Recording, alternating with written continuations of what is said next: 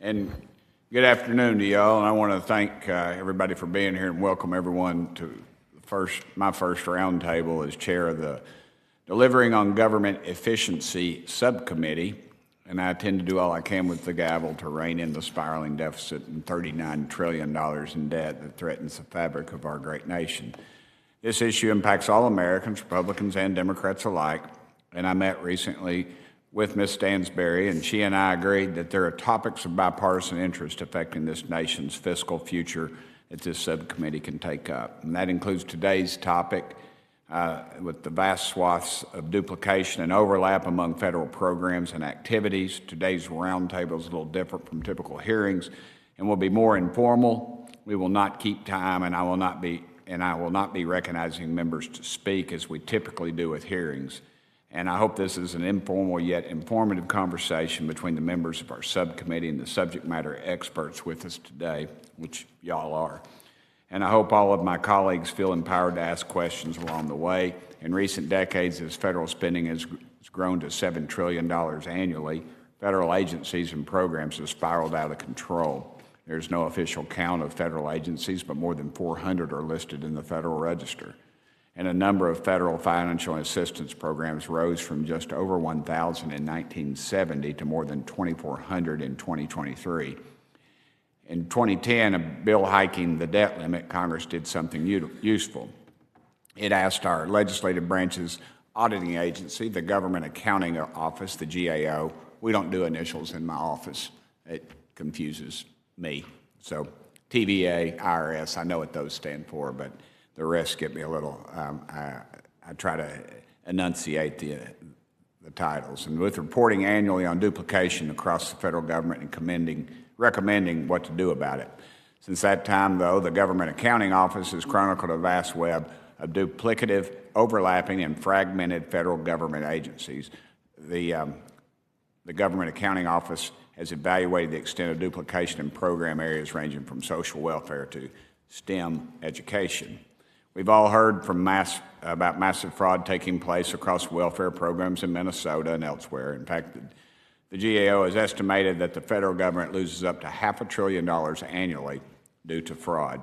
One factor driving that fraud is a vast, outdated network of federal and state-administered welfare programs. While attracted to sophisticated fraudsters and transnational criminal organizations, the complexity makes it hard for low-income Americans that the programs were created for to access intended benefits, and I represent a lot of those folks.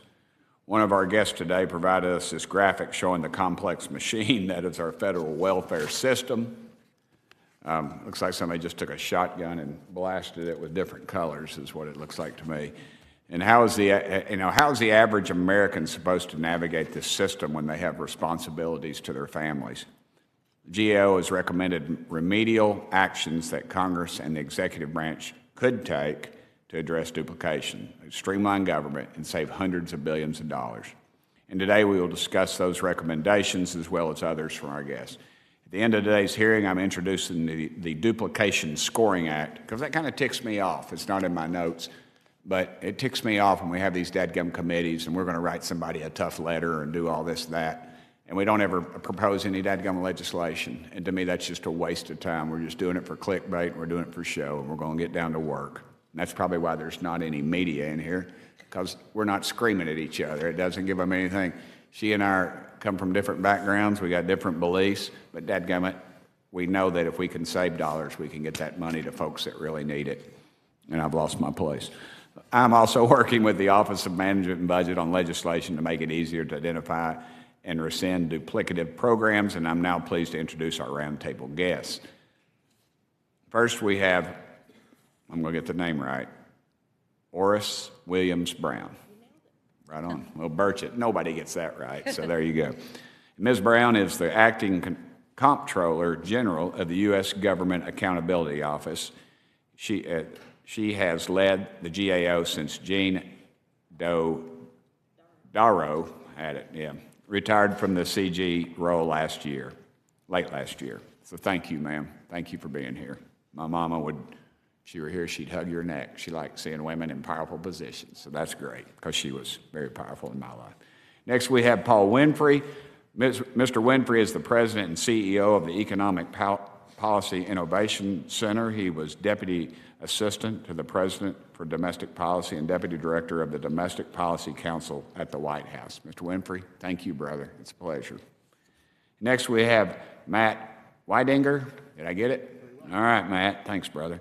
Mr. Weidinger is a senior fellow and Rose Scholar at the American Enterprise Institute. He was a longtime staff director of the House Ways and Means Subcommittee overseeing safety net programs. Thank you, brother. Lastly, we have Bobby Kogan. Mr. Kogan is the senior director of budget policy in the Center for American Progress.